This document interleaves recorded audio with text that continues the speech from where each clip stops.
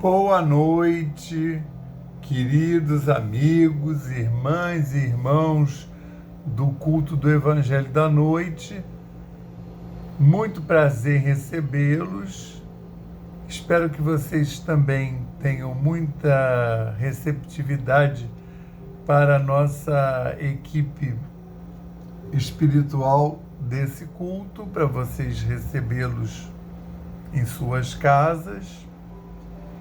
E nós vamos então proceder hoje ao culto do dia 7 de abril de 2022.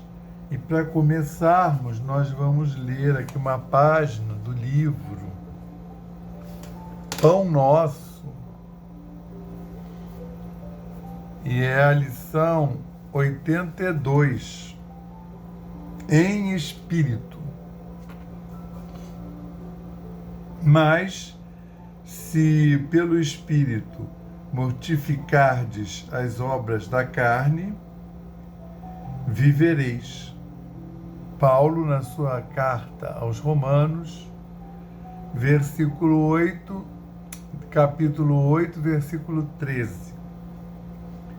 Quem vive segundo as leis sublimes do Espírito, respira em esfera diferente do próprio campo material em que ainda pousa os pés. Avançada compreensão assinala-lhe a posição íntima. Vale-se do dia, qual aprendiz aplicado que estima sua permanência sobre a terra, valioso tempo de aprendizado que não deve menosprezar. Encontra no trabalho a dádiva abençoada de elevação e aprimoramento.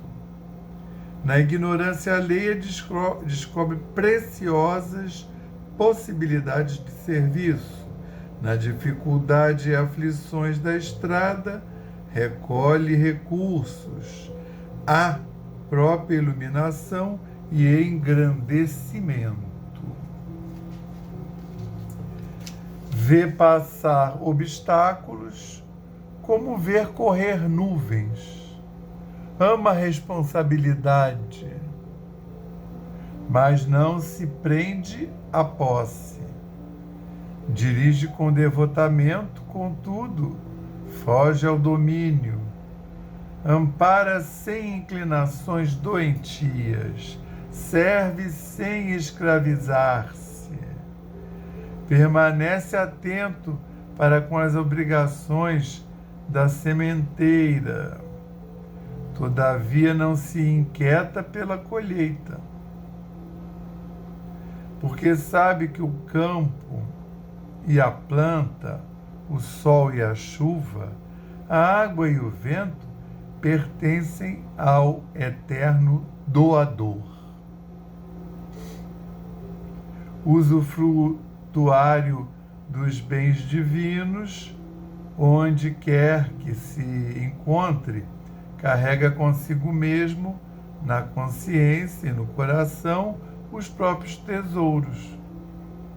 Bem-aventurado o homem que segue vida fora em espírito. Para ele, a morte aflitiva não é mais do que alvorada de novo dia. Sublime transformação e alegre despertar, graças a Deus. Graças a Deus, não. Graças ao Espírito Santo de Deus, graças ao Cristo de Deus e graças aos nossos queridos amigos e protetores espirituais, ao nosso patrono São Francisco de Assis e a sua falange bendita espiritual. Graças a Deus, Senhor. Ao início de mais esse culto, queremos agradecer a última semana que recebemos, desde o último culto, agradecer os ensinamentos que aurimos, o pouco que conseguimos colocar em prática ao longo dessa semana, agradecer ao envolvimento e à proteção dos amigos espirituais.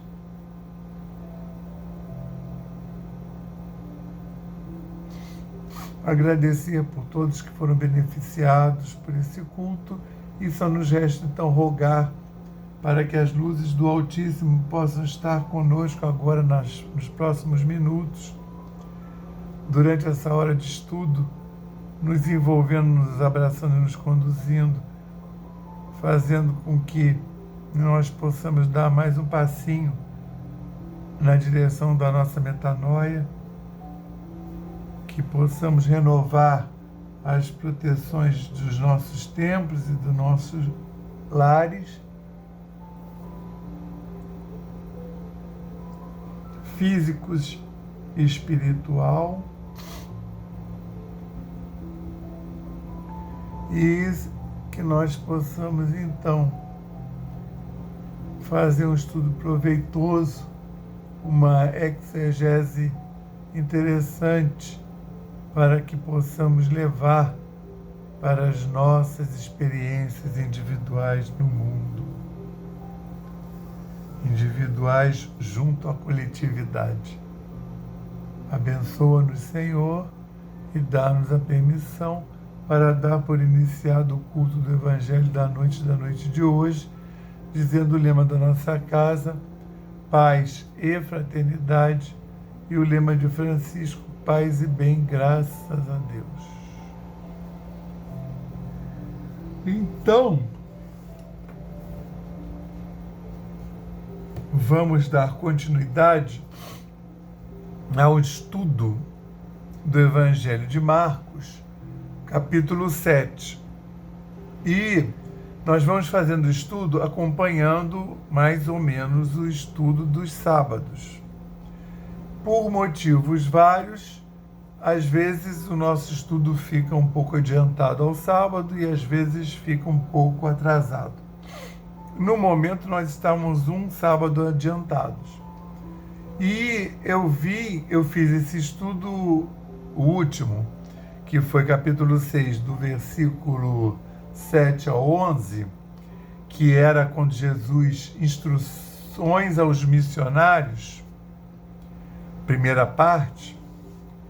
Eu falava que, na realidade, para Marcos só tem a primeira parte, porque quem faz um desdobramento das recomendações e das ações é, na verdade, Mateus, que tem parte 1, parte 2, parte 3, parte 4 e parte 5. E o Marcos não, faz só essas recomendações iniciais. Aí eu fiz esse estudo na semana passada, mas eu depois vi que o próximo estudo são os versículos 12 e 13. E que o Paulinho tinha agrupado, na realidade, esses dois versículos com essa parte que eu fiz semana passada. Como essa parte das instruções, ainda mais essa que é a primeira, eu não consegui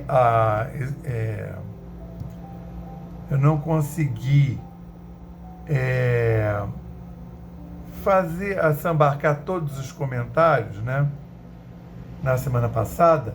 Então eu resolvi hoje fazer o que eu não contemplei semana passada, mais os dois versículos que estão foram programados para a semana passada, que eu não fiz, e que hoje eu então só faria esses dois versículos, o 12 e o 13. E eu achei mais interessante fazer uma análise de conjunto, colocando os aspectos que eu não coloquei semana passada. Então, hoje nós estamos com capítulo 6, versículos 7 a 13, né, que recebe o nome de pregação, 12 e 13. Esses mais dois, que é instruções aos emissários. E os emissários enviados são os apóstolos, tá? Apóstolo quer dizer isso. É o que eu explicava aqui semana passada, se não me engano, não sei se eu dei ênfase, que Jesus tinha bastante discípulos, né? E quando, bastante que eu digo assim, relativamente, que não eram só os 12. Os 12 ele escolheu. Mas tinha mais gente que o Batista já havia sensibilizado para a causa, né?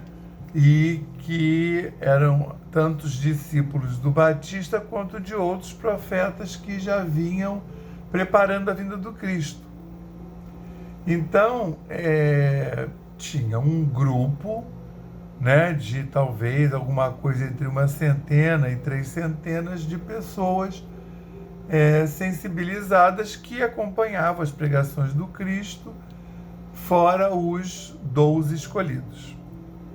E esses 12 escolhidos, eles é que vão ser o núcleo inicial, porque muitas coisas eles realmente tinham um nível espiritual melhor, tanto é que o Cristo, quando fala com eles, não fala por parábolas, né? Ele fala dando os ensinamentos diretamente, embora esses ensinamentos, para eles, na época, ainda fossem herméticos, que era uma coisa que eles iam praticar durante a vida.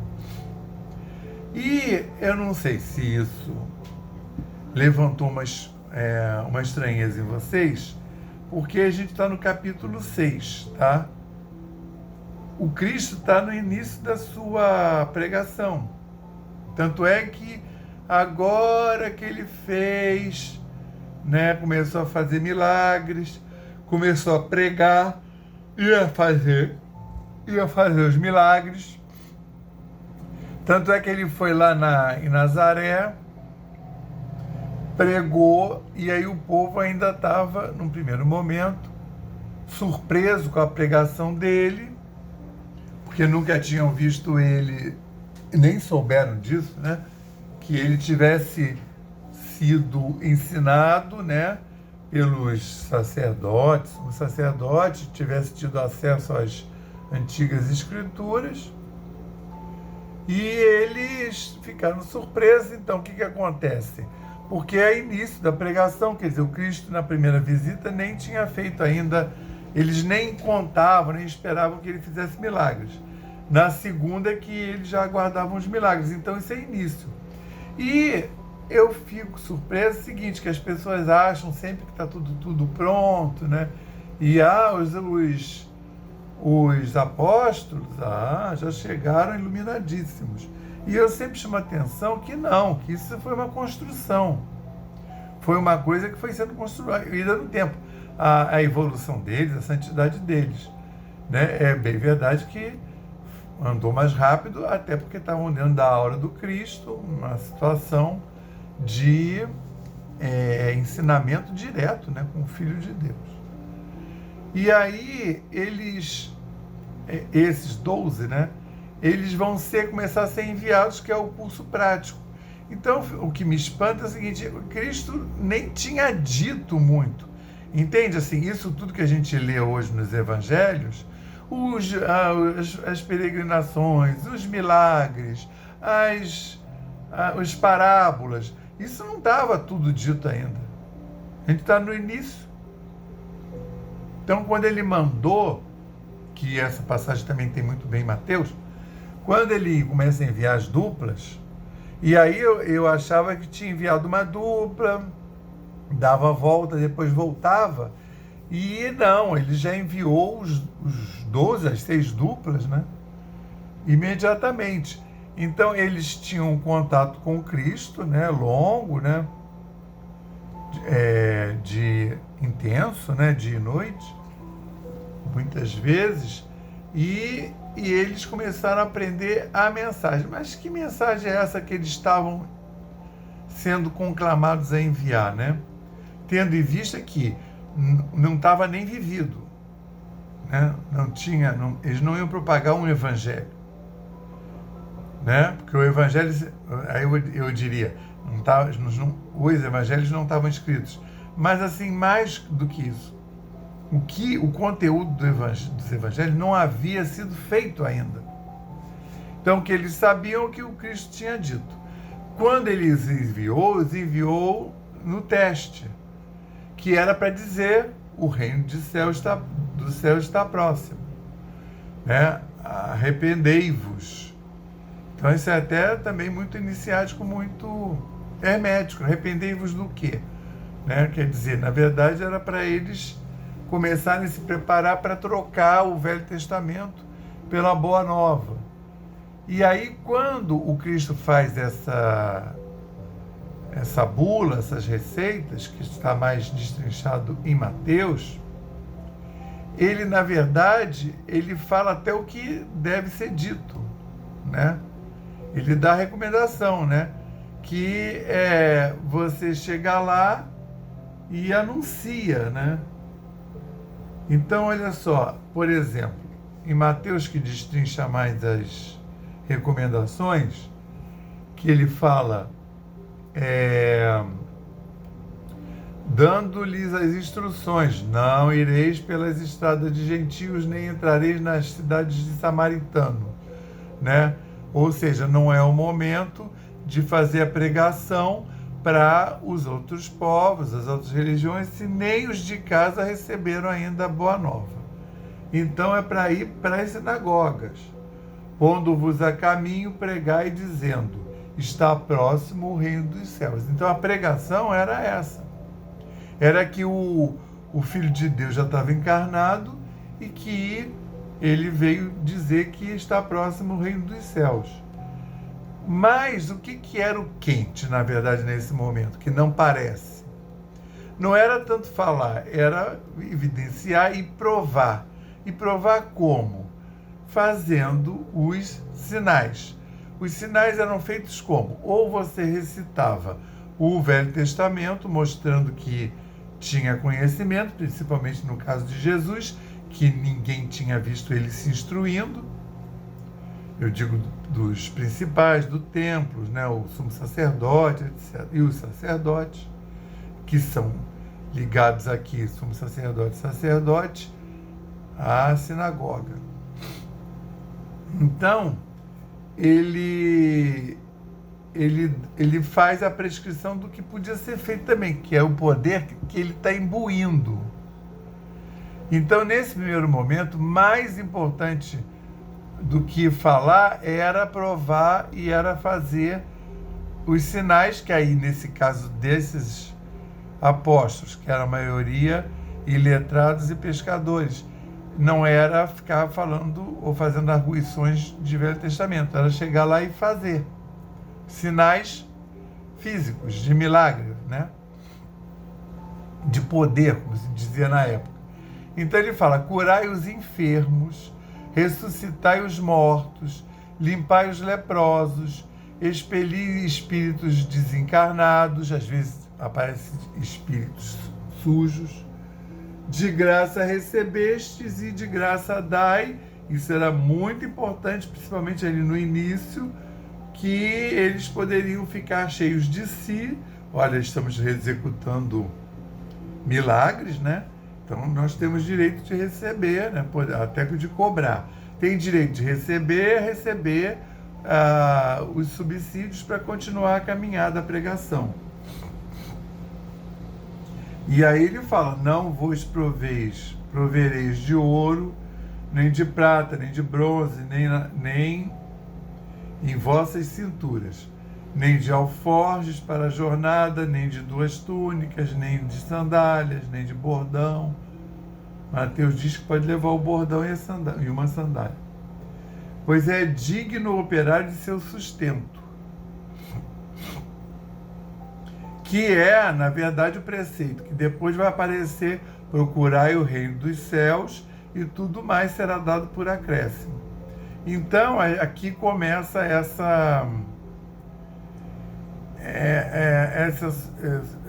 sublinhar ensinamentos, esse foco de luz que eu queria jogar sobre os desdobramentos dessa passagem, que não vai estar sozinha. Então, quando ele fala isso, de graça recebeste, de graça dai, e que eu estou falando Então você não precisa fazer um culto especial para ser provido, para você ter um lugar para morar, fugir dos intempéries, ter o alimento diário, um sono repousante, num lugar confortável, não precisa ser luxuoso, né? O mínimo. Então você não precisa fazer um culto disso. Então começa a dissidências e interpretações. Quer dizer, o povo esquece isso e monta um culto para prosperidade. Como se resolver a vida material fosse objetivo, porque tem hora que ganha essa dimensão. Então, como é que eu sei que eu estou em harmonia com Deus? Que eu estou recebendo o reino do céu? Se eu estou bem na vida. E aí, uma vez que você entra nesse conceito de bem, aí o céu é o limite. Se você conseguir um carro, você vai querer 2. Se você tem 2, você vai querer carros de marca, né, de grande monta. Aí, ou então, se você já tem 3 carros, você quer uma lancha. Se você tem a lancha, você quer o... Entende? Assim, aí vira uma escalada material. Eu não estou falando mal de ninguém, nem... Eu estou chamando a atenção para o fato. Né? O que é a prioridade? Então, quando ele pede para se despojar, ele já está dando essa dica de que a vertente não é material. Né? Minha avó, pois é digno o operário de seu sustento. Então, assim, se você faz o trabalho material, no final você ganha um salário. Se você faz o seu trabalho espiritual, você tem um salário, sustento. Aí, aí o que ele põe lá? Onde está meu cursor? Em qualquer cidade ou aldeia que entrardes, indagai quem nela é digno, e aí ficai até vos retirardes. Né? Isso é importantíssimo, pelo seguinte, poderia também ter o carentrão. Então, assim, na época, as pessoas tinham um recinto para hospedar viajantes. Como é que era a hospedaria? Era um dia, né? Você chega num dia, de um dia para o outro. Então, espera-se que você vá embora no dia seguinte. Então, eles chegavam no lugar, faziam a pregação. Se chegasse cedo, fazia a pregação durante o dia que chegou. Se chegasse mais tarde, já pernoitava e já fazia a pregação no dia seguinte, para que o pessoal da própria casa já podia anunciar, até porque não é uma pregação igual as que Paulo vai fazer depois que Jesus desencarna, que duravam muitas horas. Né? Tem até a passagem do garoto que estava na beira da janela e cai da janela, dorme durante a pregação de Paulo, cai parece que do 3º andar, parece que o garoto morre, mas aí Paulo desce, vai lá, né, e ressuscita o garoto e volta para continuar a pregação, mais não sei quantas horas. Não é essa, porque Paulo tinha muito do que falar, porque não só falou, como escreveu, né? Fez aquela série de cartas, que são os primeiros documentos da Boa Nova. E lá estão os preceitos da teologia. Eu ainda vou fazer esse estudo das cartas de Paulo, que são os primeiros documentos, né, do cristianismo. Mas aqui não. Aqui eu fico, é singelo, né? Quer ver? Ao entrardes na casa, saudai-a. Se a casa for digna, desça sobre ela a vossa paz, que é a vossa paz, a paz do Cristo que ele está imbuindo os apóstolos. Mas se não for, torne para vós vossa paz. Né? Se eles não receberam, você jogou lá uma coisa boa, que isso não é para eles não, tá? Isso é para gente. Você jogou uma coisa boa. A pessoa pode receber ou não, né? Se ela não receber, vai voltar para você. Por isso que a gente tem que tomar cuidado com o que joga para os outros.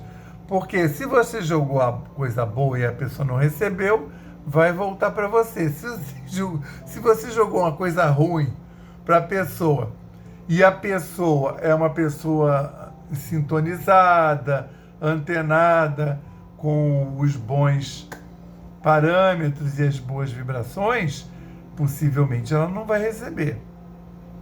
Já pensou isso? Volta para você. Vai voltar sempre, porque tudo que você joga para o universo vai voltar para você. Uma outra quantum de energia. Só que quando você joga uma e a pessoa não recebe, aquele, além da que você jogou pela força universal, ainda volta aquela que você jogou originalmente, né? Ou seja, um abacaxi mesmo, né? Então, isso é aqui pelo Mateus. Quer ver? E se alguém não vos receber, nem ouvir vossas palavras, ao sair daquela casa ou daquela cidade, sacudi o pó dos vossos pés. E aí parece que ele vai rogar uma praga. Quer ver? Em Marcos está mais atenuado. Se algum lugar não vos receber, nem vos ouvir, saindo dali, sacudir o pó da sola dos vossos pés, em testemunho contra eles. E na outra ainda é pior. Se em verdade vos digo, no dia do karma, sem Mateus, no dia do karma, haverá menor rigor para a terra de Sodoma e de Gomorra do que para aquela cidade que recusou que a paz esteja convosco e a boa nova. Quer dizer, isso é uma linguagem bíblica, né, que é feita para que, inclusive, os judeus do Antigo Testamento reconheçam, que é sempre sublinhada de uma coisa parecendo uma maldição. Mas o que está acontecendo aqui é que ele está dizendo o seguinte: se você recebeu a mensagem, que você vale até hoje, que se você recebeu a mensagem, você estava nessa posição de privilégio de receber a mensagem, e você simplesmente fingiu que não ouviu, ou seja, você já estava na sua hora, você já tinha aquele entendimento, você entendeu a mensagem, né? Você recebeu um dom da mediunidade e não trabalhou. Eu estou dando um exemplo, tá? Porque essas coisas não são 100%. Você não usou. E aí, na hora lá de pesar o seu karma, que não é uma pessoa, que não é um juiz, que você não vai estar diante de um Deus punitivo sentado num trono, um velho de barba branca, túnica branca. É a questão de você com você mesmo, da tua energia com a energia do cosmos. Então, quando você estiver nesse momento aí, que voltar para lá e ver como é que ficou a tua energia nessa encarnação, aí isso daí vai contar contra do que aquele que não sabia mesmo, que um índio Yanomami, se ele chegar lá, nunca ouviu falar do Cristo. Não os de hoje em dia, que os missionários invadem as tribos e vão infernizar a vida dos índios. Mas lá essas tribos que não têm muito contato com o homem, realmente não ouviu falar. Ele vai responder lá pelo dogma dele, os deuses deles, a religião deles, entendeu? Lá para as entidades deles. eles também estão no caminho, eles também têm outros preceitos a cumprir. E aí, acresce que aí, olha só, e tendo eles saído, pregaram para que modificassem a mente.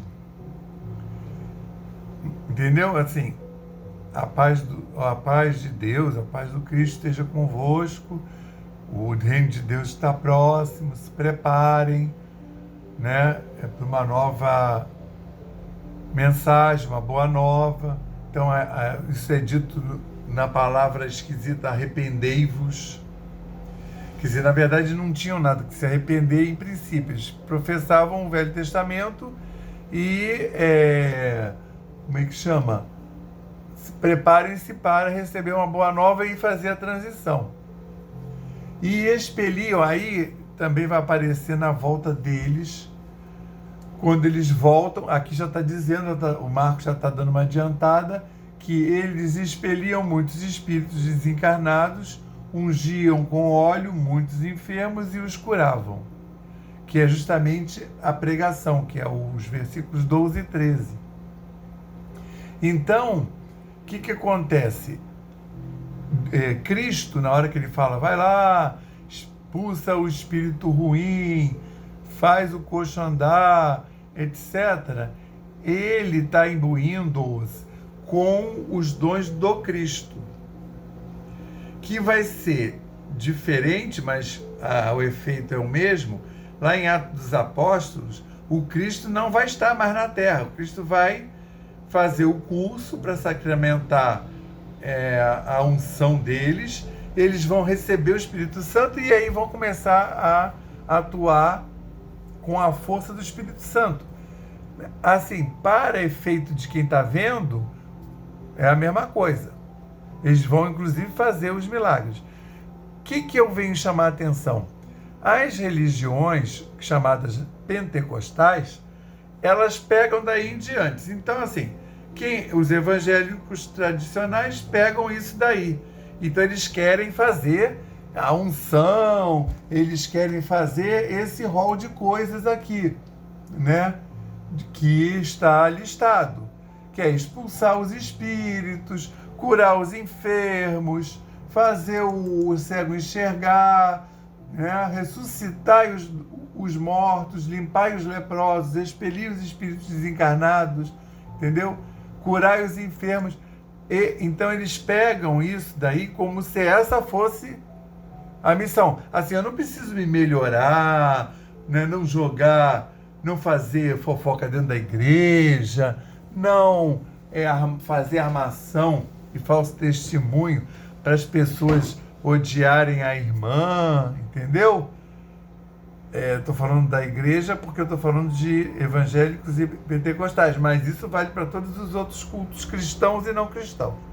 Então, não preciso fazer nada, não tem reforma íntima, que é a principal palavra do Cristo.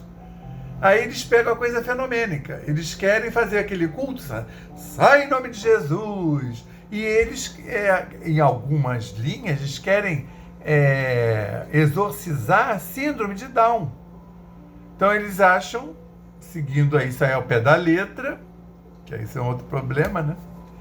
Eles querem exorcizar pessoas com síndrome, com câncer, AIDS. Entende? Porque curai, primeiro, o versículo 8, curai os enfermos. Então, assim, todas as enfermidades podem ser curadas assim.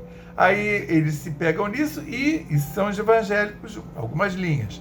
E os pentecostais, eles ainda vão pegar a partir do ato dos apóstolos, a partir do Pentecoste, da unção do Espírito Santo. Por isso que para eles é tão importante ser batizado no Espírito Santo antes. Aí como é que eu sei, lendo lá o Atos dos Apóstolos, que eu estou batizado no Espírito Santo? Eu falo línguas. E aí eles acrescentaram isso. Eles falam línguas estranhas. Eles falam a língua dos anjos. Aí eu já vi uma cerimônia dessa e ficava todo mundo já, inclusive dentro da Igreja Católica também tem essa sessão aí. Aí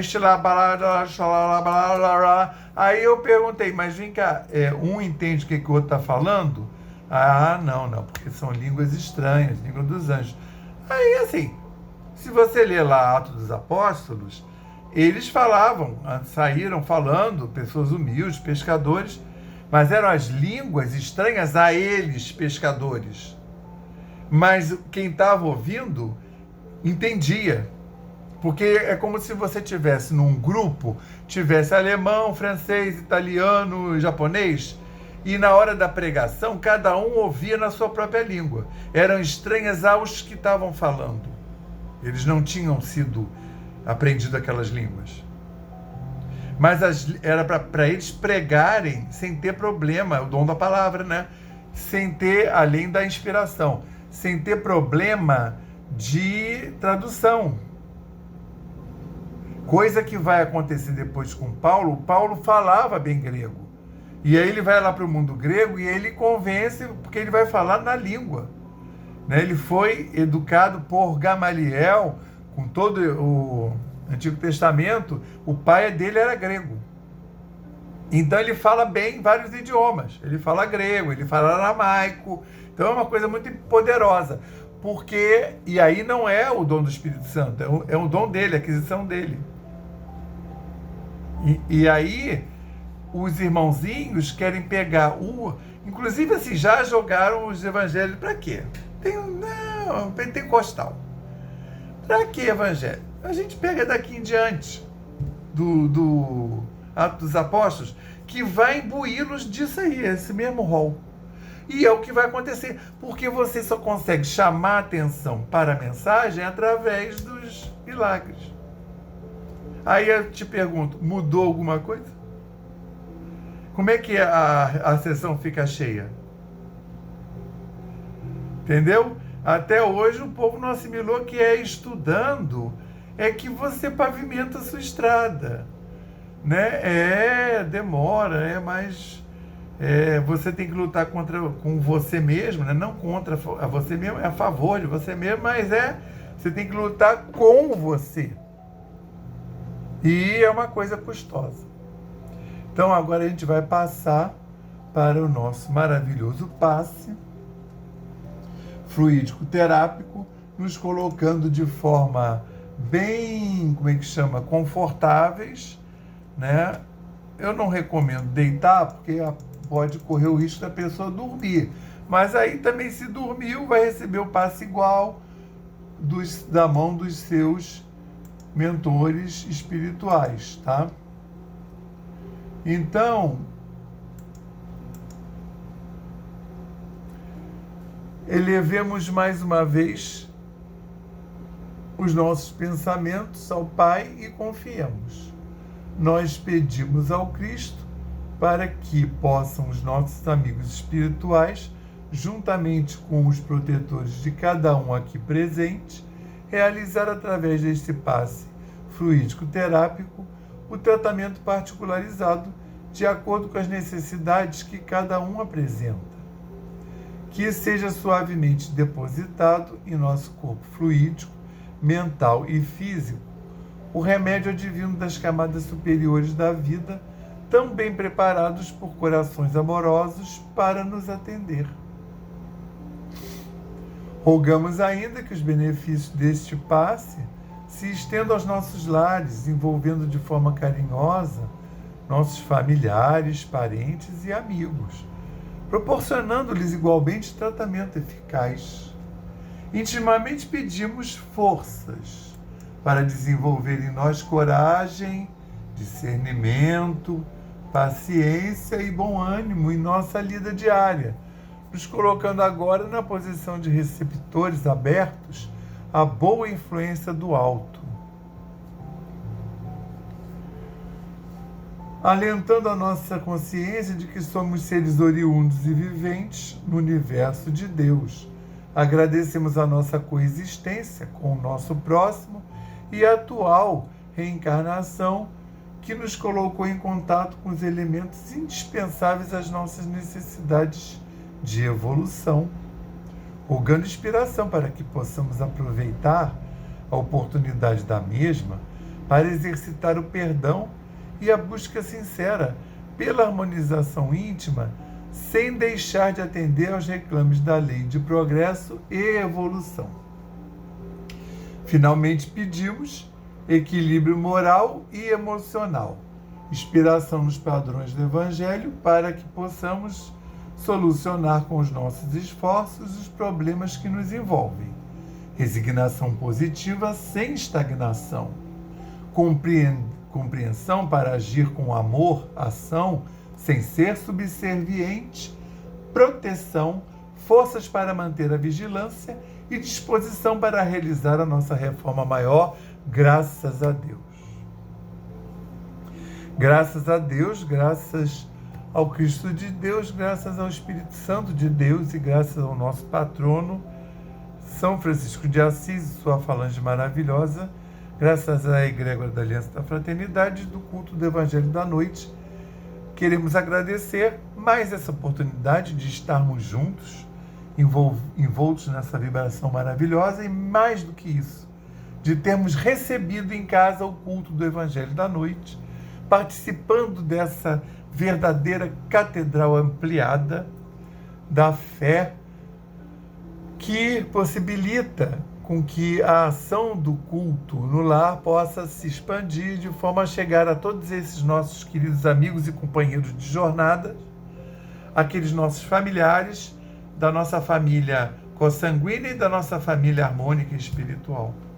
Jesus o Cristo envolve, Senhor, todos esses dirigentes de países, esses dirigentes materiais e espirituais também, evidentemente, mas esses que detêm grande volume de matéria, que detêm poder de decisão sobre etnias, populações, que essas criaturas possam ser abundantemente envolvidas e abençoadas, Senhor, para que tomem decisões corretas e acertadas. Queremos enviar, então, esse quanto de luz pela paz mundial, pela a paz do planeta Gaia, Terra, para esse organismo vivo, para essa humanidade encarnada e desencarnada, que também pertence a esse globo,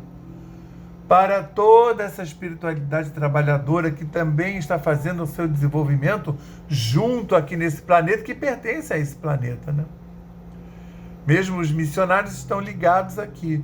E também, Senhor, um outro quanto de energia pela transição planetária que indiretamente, né, pedindo pela saúde do planeta e da humanidade terrena, encarnada e desencarnada, estamos pedindo pela transição planetária. Jesus Cristo permite com que nós encerremos o culto da noite de hoje, dizendo o lema da nossa casa, paz e fraternidade, e o lema de Francisco, paz e bem. Que tenhamos todos uma excelente semana, na paz e no amor do Senhor, graças a Deus.